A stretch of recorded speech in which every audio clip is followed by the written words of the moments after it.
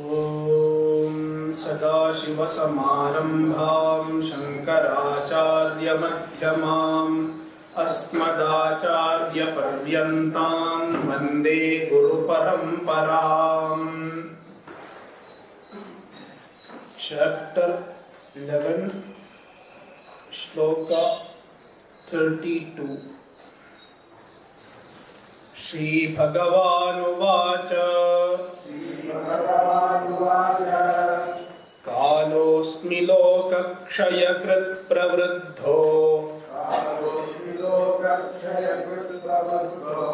Lokan samahartumiha pravrittaha Krite pitva na bhavishyanti sarve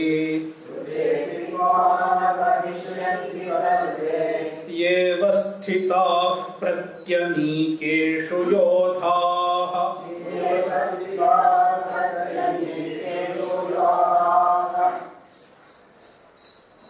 While seeing the Vishwarupa,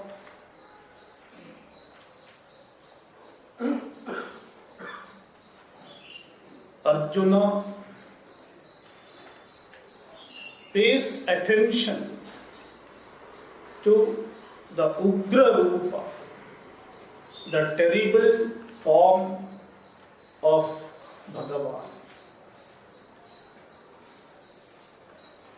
And then he has asked a question to Bhagavan.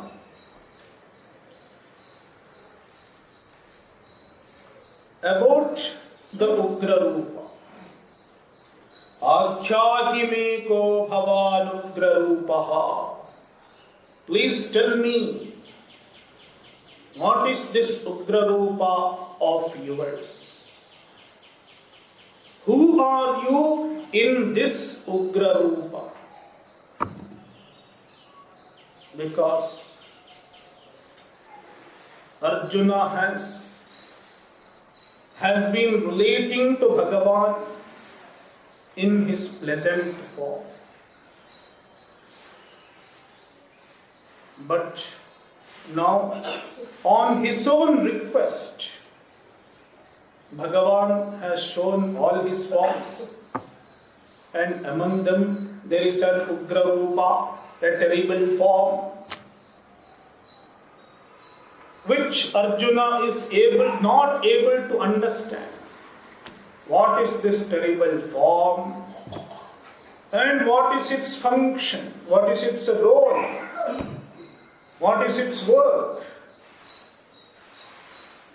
These were Arjuna's questions in the previous shloka. And then Bhagavan answers. Kalosmi, I am the Kala. Kala means the form of Ishvara associated with Pralaya. One who is responsible for resolution is called Kala. I am Kalaha. There are mainly three forms of Ishvara. One is responsible for Srishti. Another is responsible for Sthiti, sustenance. And then also there is a form which is responsible for Pralaya. And what you are asking about is the Kala, the form of Bhagavan responsible for Pralaya, resolution, dissolution. Lokakshayakrit, this is what Kala does. Lokakshayakrit, one who resolves the worlds into himself. One who withdraws the world into himself. And from the standpoint of the world, it has disappeared. That is what we generally say. He was there, now he is not there. He existed, now he does not exist.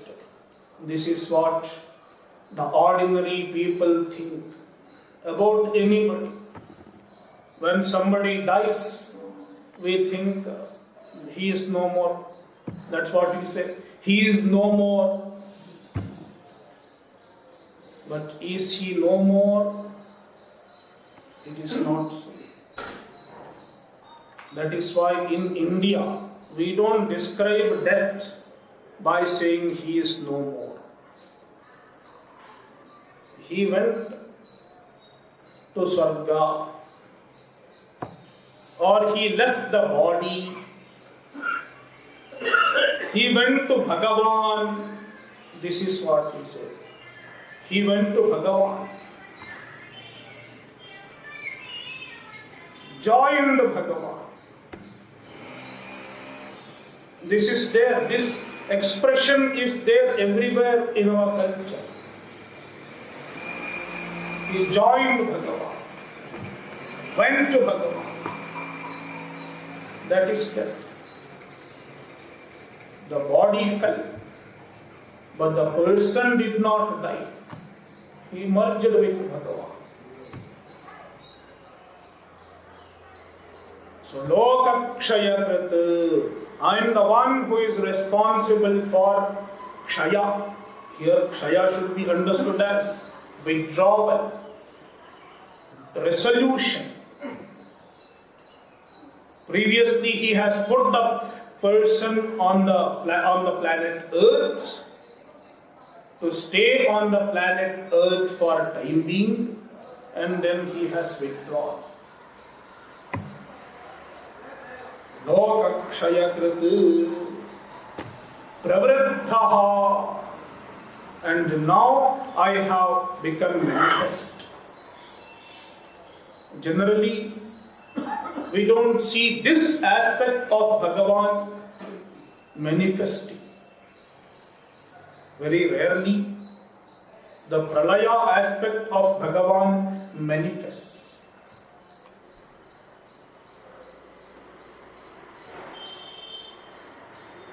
Its total manifestation is only at the time of the end of this cycle of Srishti. But now, at the time of Mahabharata war, it was partially manifest in order to destroy a certain amount of burden of the earth, in order to do the Bhubhara Samhara, because there were evil forces, Asuri forces, which were causing trouble. It was like a cancer.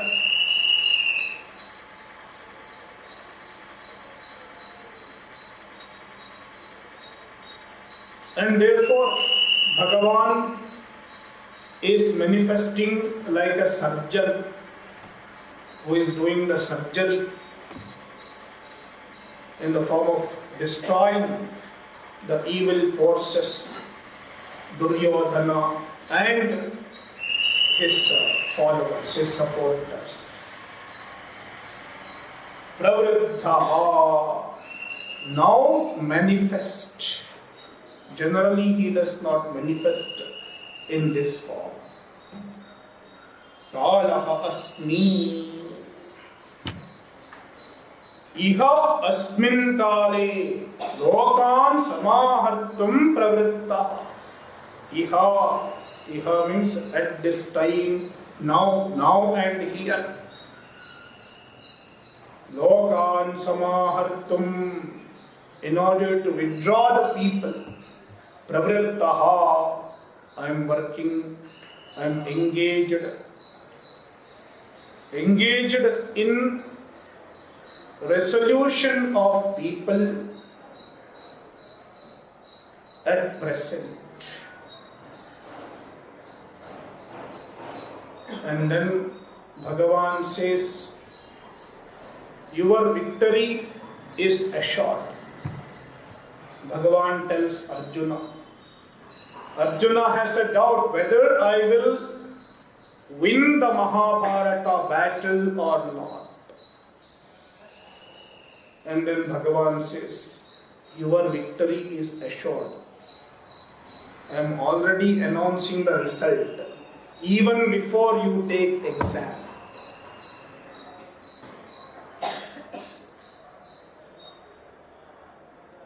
And then Arjuna has a feeling of guilt. How can I kill my own people?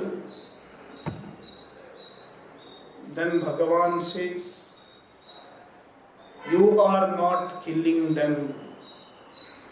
They are already slain by me. Because their karma has made them deserve to be slain, deserve to be killed.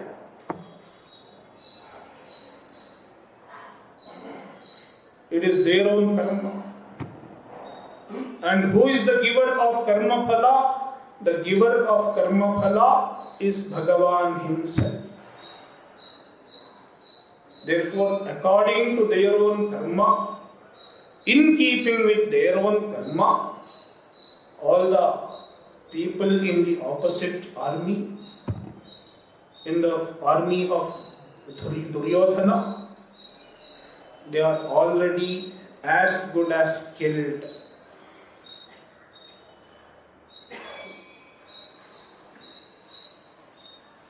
And you are just a pretext, just an instrument. You are not killing them in reality. Rate ye pratyanikeshu avasthitaha yodhaha. The yodhaha, the warriors, the soldiers, not soldiers, warriors, because all Bhishma, Drona, everybody is involved. Pratyanikeshu avasthitaha, who are present in the opposite army. They, those yodhaha, tvarate api na bhavishyanti. They sarve, all of them, tvarate api, even without you. Means even if you don't kill them, they will not exist any longer. They will not survive any longer. Na bhavishyanti means they will not survive anymore. Whether you fight or whether you don't fight, they are as good as killed.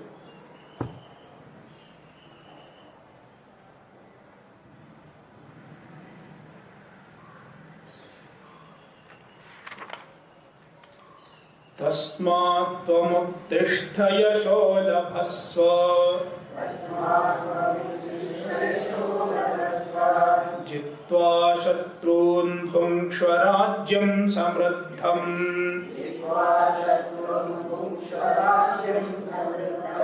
mayaivaite nihatah purvameva nimittamatram bhava savyasachin.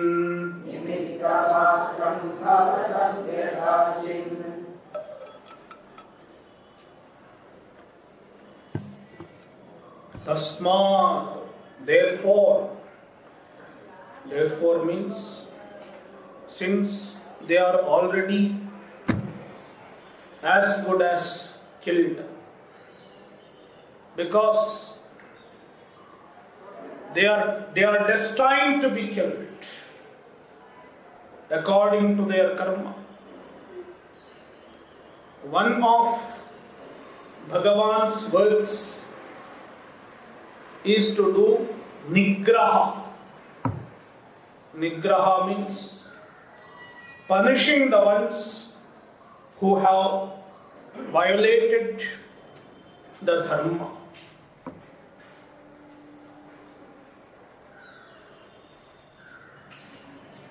And these people who are in front of Arjuna, they have violated the dharma,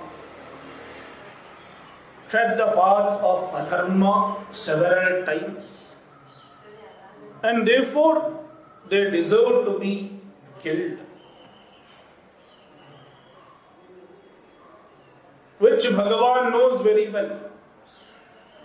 Being Bhagavan, it is his work to sustain the harmony of the universe, and therefore he should see to it that the other people are killed. And therefore he has created an occasion for Arjuna to kill them. A choiceless occasion from the standpoint of Arjuna, a choiceless situation from the standpoint of Arjuna, where he has to shoot them. It is his duty to shoot them.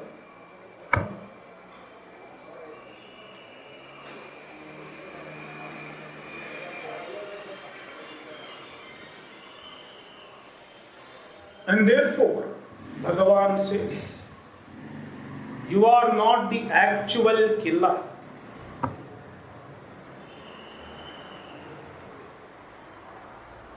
Their destruction is planned, is destined by Bhagavan himself, by me himself. You are just a nimitta matram. Nimitta matram means just an instrument, a mere instrument, and the instrument cannot take credit. If this talk is going on well, the microphone cannot take credit. All of you will not thank microphone after the talk gets over. Who do you thank? You thank the Swami, thinking the Swami is speaking. But is really the Swami speaking? If you think properly, there is somebody behind the Swami who is speaking. If you see properly, you will see that. There is somebody sitting behind the Swami and speaking, or within the Swami and speaking.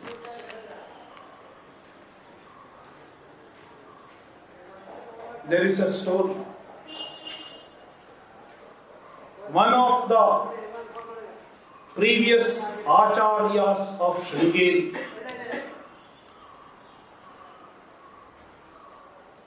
he went to Mysore, and then Tipu Sultan was the ruler at that time. Tipu's mantri was Purnaya, one of the ministers of Tipu. So Purnaya was challenging the Acharya. I will engage elder scholar and I will make him debate with you. And then the Swami said, it's okay if any scholar comes and he wants to debate with me, and he wants to win me in the argument, it's okay. But there is a condition. I don't want to refute anybody being a sannyasi. Therefore, you put a curtain in front of me. I will be sitting behind, and in front of me there will be a curtain, and the scholar and other people will sit next out, other side of the curtain. And you can assure, you can make sure that there is nobody, nothing, I don't carry any book, I don't carry anything. Then you put the curtain. There is no chance that I can carry any book, and there was no tape recorder, there was no YouTube at that time, no mobile at that time. So a curtain was put, and the other scholar, he sat after, other side of the curtain, and all the people, the judges and all, they were sitting outside the curtain. Then the argument continued.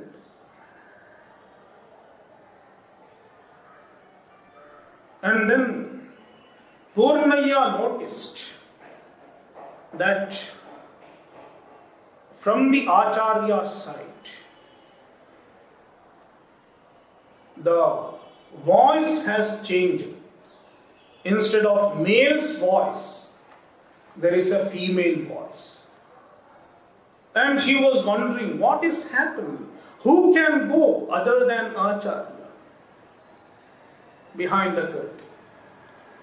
And then he lifted the curtain and he saw there is no Acharya sitting there. There is no Swami sitting there. There is only Sharada Devi sitting. And she was speaking brilliant words, and the other scholar was defeated.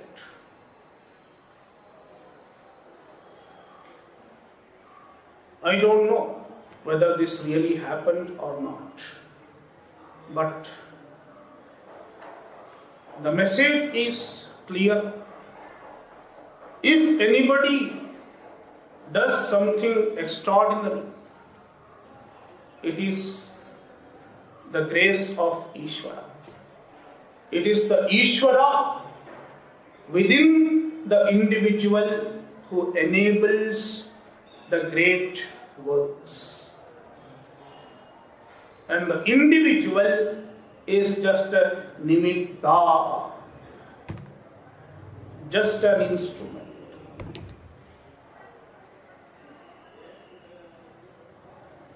And the instrument cannot take credit, because the instrument has no choice. The instrument is just following the will of the wielder.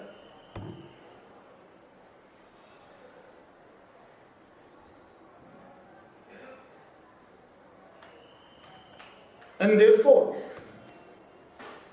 Bhagavan tells Arjuna, you are just an instrument. Nimittamatram. And therefore, you don't have to feel guilty about killing them. In this context, and also you cannot take credit of being great, because you are just an instrument.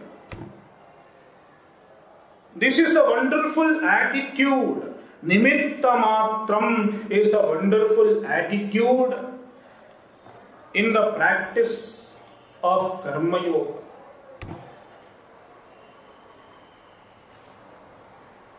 Because we are put in a given situation by Ishvara. And we are given the ability to work in keeping with the dharma by Ishvara himself. And therefore, who should the credit go to? The credit go to Ishvara. Therefore, you offer all the works to Ishvara naturally. You say, I don't take the credit. I am just an instrument. And who is really doing the work? It is Ishvara. Then that is what we mean by offering all work to Ishvara. Ishwararpanam. Ishwararpanam means nimitta.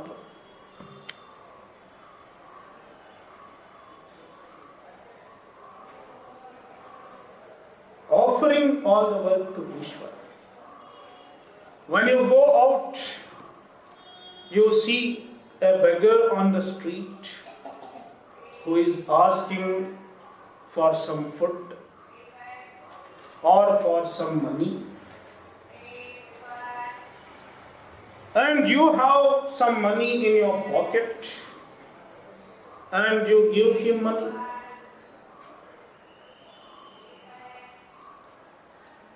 And you say, I gave 10 rupees to the beggar. But if you inquire,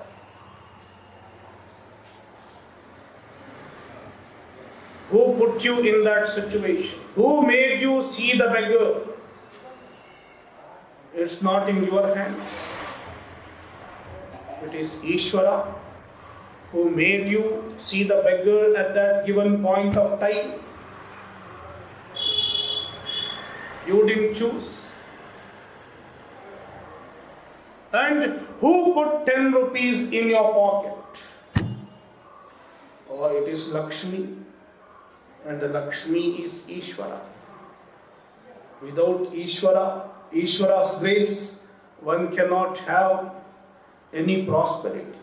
So it is Ishvara's grace in the form of your ability to give 10 rupees to the beggar.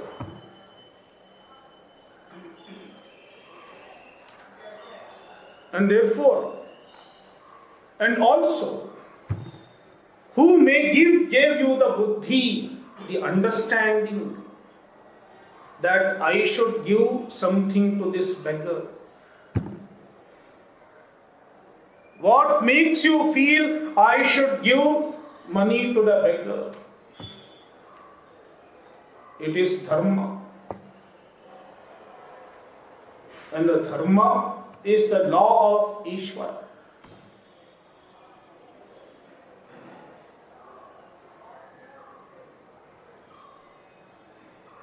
And therefore, all the credit of doing all good things goes to Ishvara.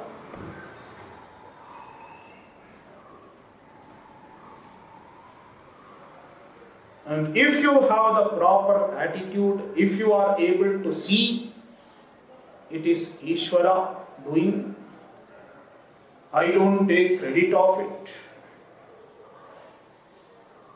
then it is Ishwararpanam. And then there are both pleasant action and painful activities. Sometimes we are put in a position where we are supposed to do painful activities. The duty, what we call duty. Duty means what is right to do at a given point of time is called duty.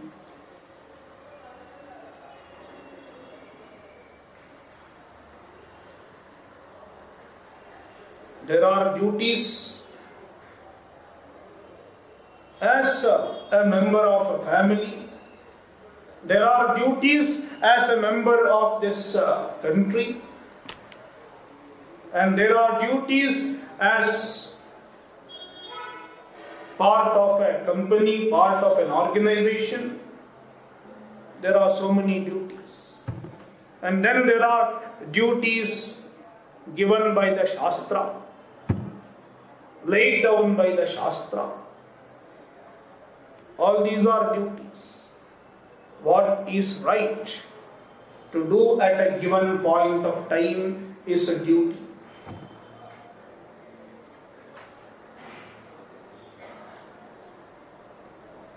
Which is called kartavya. Kartavya means what should be done. What is right to do.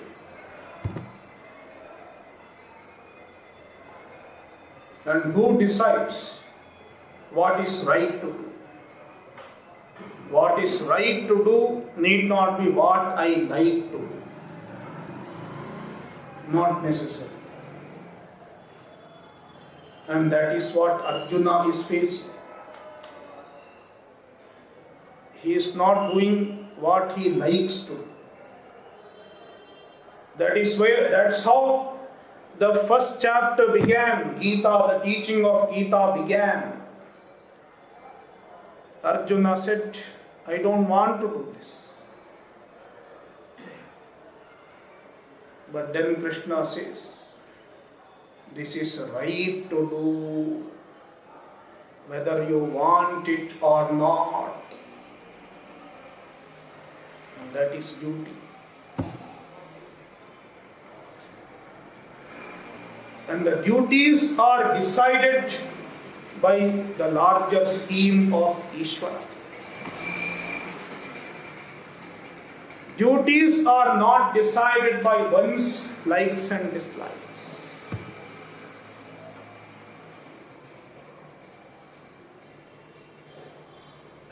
And therefore Bhagavan says, you do it as a nimitta, because I am the one who is actually doing it.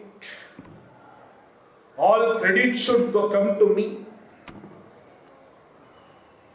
And you understand yourself to be a mere instrument.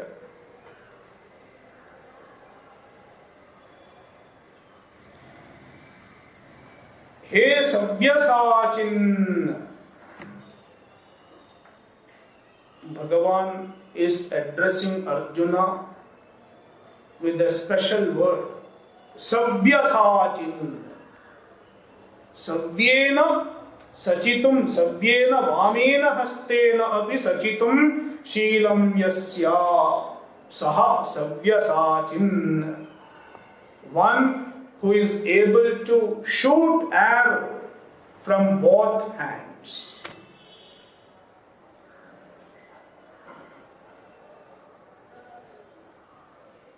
He can hold bow with the right hand and shoot arrow with the left hand, which is not possible for everyone.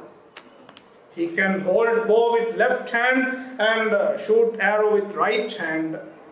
This is possible for many of us, perhaps, if we are trained. But Arjuna can do the other way around also.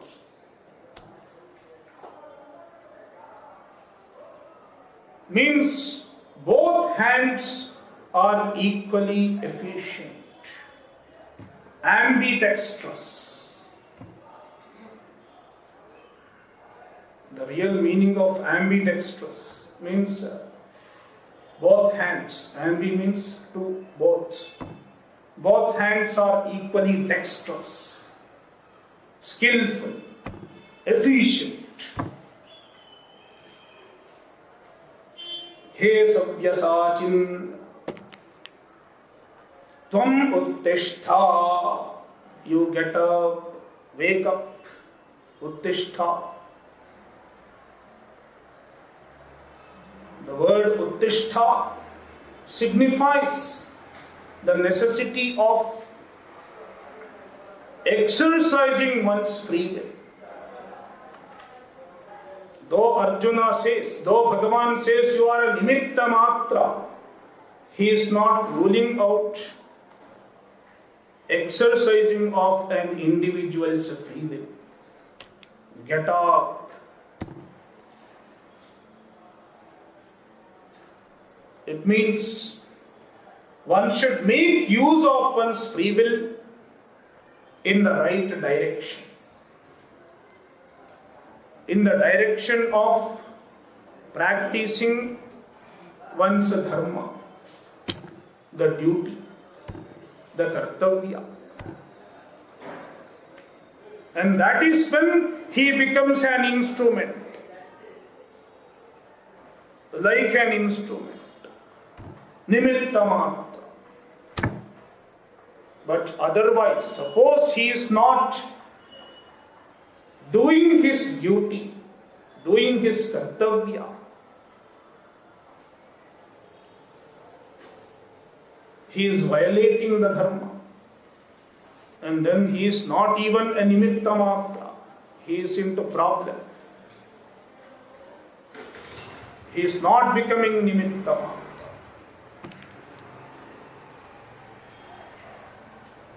And then he will have problem because he is violating the order of dharma.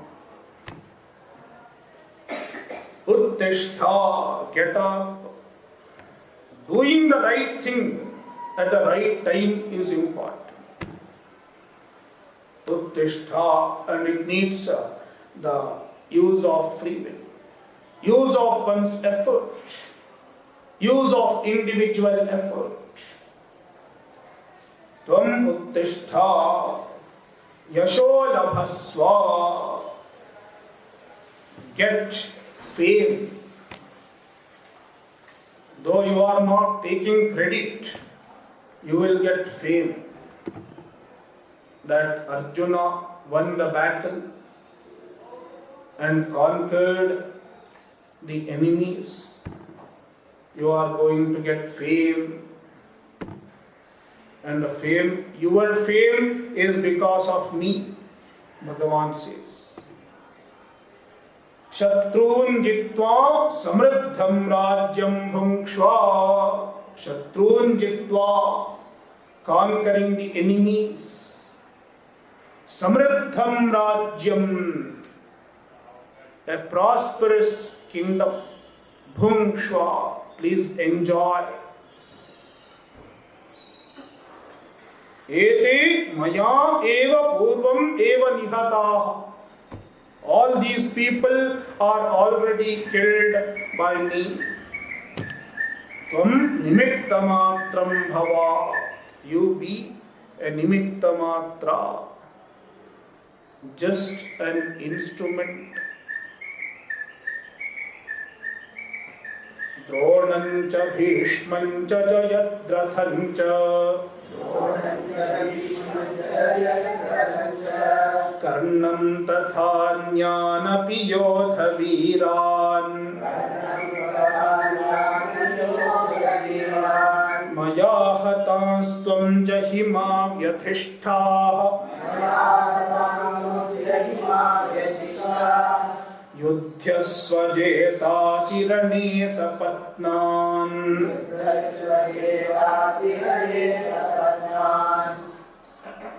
When you do your duty with the proper attitude, what is the benefit? What is the result? The result is you do not get power. Instead, you get spiritual maturity. Performing one's duties properly brings about spiritual growth, spiritual maturity. Whereas violating one's duties brings about spiritual downfall, which is called papa.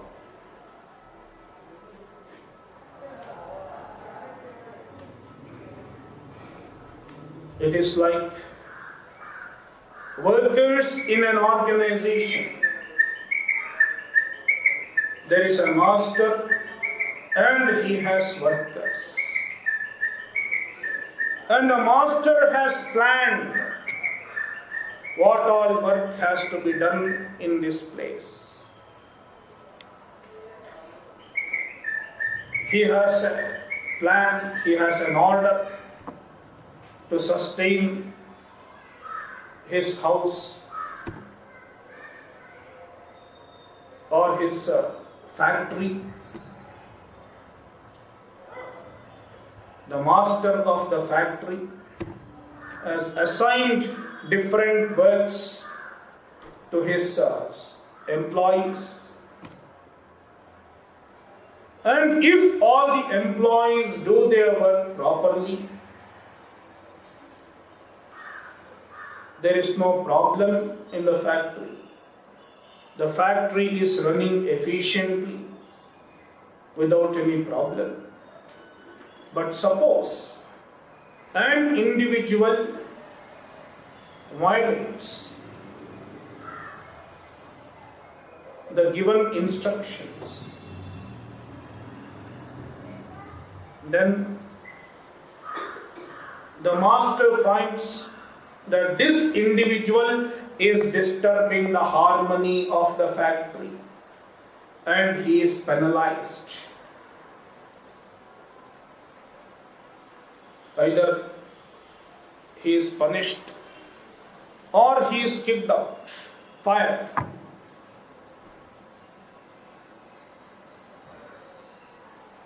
On the other hand, if an employee is doing his activity very well, with the proper attitude, he is rewarded, he gets promotion.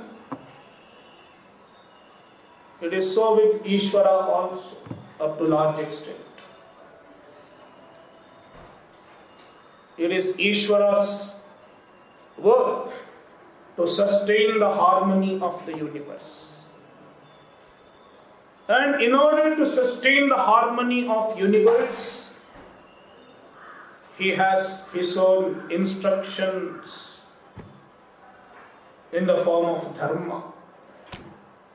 And sometimes the instructions come as one's own conscience, what is right to do, not as one's own whims and fancies, one's conscience. And sometimes the instructions come in the form of the Shastra, the statements of the Shastra. And if I follow the instructions of Ishvara, which is my duty, I am rewarded in the form of spiritual growth, in the form of spiritual maturity.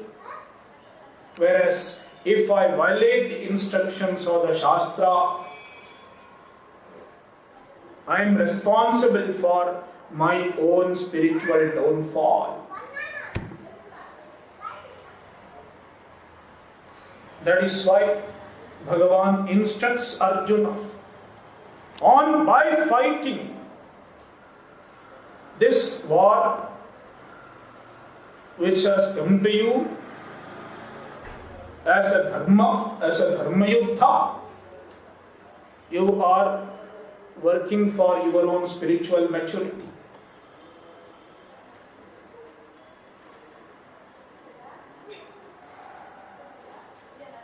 See the words Bhagavan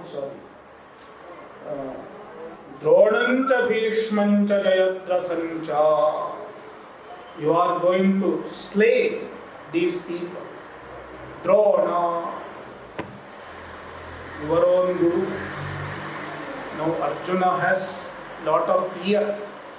Won't I get papa by killing my guru who taught me the archery, the Dhanurvidya, and I was his best student? Will not I get papa? Then Krishna says, you will not get papa, because it is a dharma. At this point of time, in this given situation, if you shoot a Drona also, it is dharma, it is in keeping with dharma, because I have devised the situation in such a way that Drona is expected to be shot.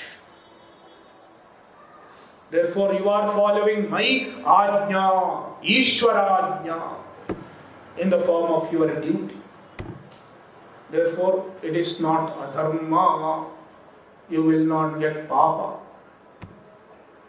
Dronancha, Bhishmancha, and Bhishma, and Jayadrathancha, and also Jayadratha. Jayadratha is an evil person, whereas Drona and Bhishma are his own respectable, most revered guru and most revered grandfather, great-grandfather. So now Arjuna, Bhagavan is listing Drona and Bhishma along with Jayadratha and Karna to show they are all same as of now. Because you are doing your duty and therefore don't discriminate between them. There is no discrimination as far as who is my guru and who is evil. All are in the opposite army and they deserve to be killed. Karnam and also Karna, Tatha Anyan api Yodhaviran, and all other brave fighters, brave warriors. Maya Hatan, they are all killed by me already. Means their killing is planned by me, is devised by me, on account of their own karmas. And Tvam Jahi, you kill them. They are already killed by me and you kill them. Are there two killings? There cannot be two killings.